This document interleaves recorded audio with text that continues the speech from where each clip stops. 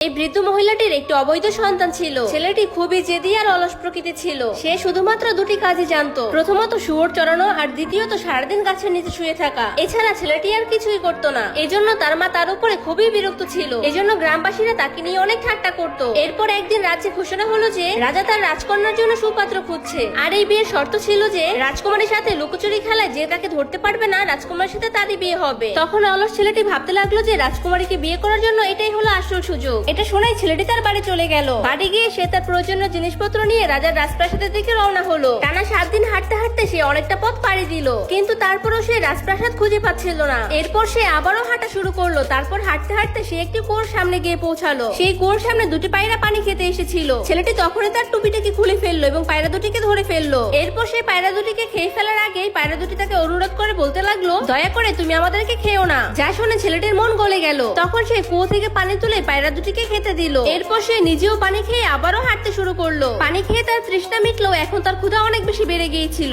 যার কারণে তার হাঁটতে কষ্ট হচ্ছিল। তখনই ছেলেটি সামনে একটা শিয়ালকে দেখতে পেল। যা দেখে ছেলেটি তখনই শিয়ালটিকে ধরে ফেললো। এরপর বলল, এখন আমি তোকে না খাওয়া পর্যন্ত বিশ্রাম নিব না। এই কথা শুনে শিয়ালটি অনুরোধ করতে শুরু করলো, দয়া করে আমাকে খেও না। আর বলল যে ভবিষ্যতে আমি তোমাকে সাহায্য করব। এদিকে ছেলেটি অনেকক্ষণ না খাওয়ার কারণে ক্ষুধা যন্ত্রণায় মরে যাওয়ার মতো অবস্থা। ক্ষুধার যন্ত্রণায় ছেলেটি হাঁটতেই পারছিল না, তবুও সে শিয়ালটিকে ছেড়ে দিল। প্রচন্ড ক্ষুধার যন্ত্রণায় সে কোন রকম হাঁটতে হাঁটতে সামনের দিকে এগিয়ে যাচ্ছিল। তখনই সে সামনে একটি নদী দেখতে পেল। সেই নদীর তীরে ছোট্ট একটা মাছ ছটফট করছিল। এরপর ছেলেটি জলদি করে মাছটিকে ধরে মুখে নিয়ে খেতে যাচ্ছিল। ঠিক তখনই মাছটি বলে উঠলো, দয়া করে আমাকে খেও না, আমি একদিন তোমাকে সাহায্য করব। মাছের এই কথা শুনে বেচারা ছেলেটির মনটা আবারও গলে গেল। এই জন্য সে মাছটিকে আবারও নদীতে ছেড়ে দিল। এরপর সে সামনের দিকে এগিয়ে যেতে লাগলো। এরপর কি হয়েছিল দেখতে চাইলে চ্যানেলটি সাবস্ক্রাইব করে কমেন্ট বক্সে পার্ট 2 লিখে দিন।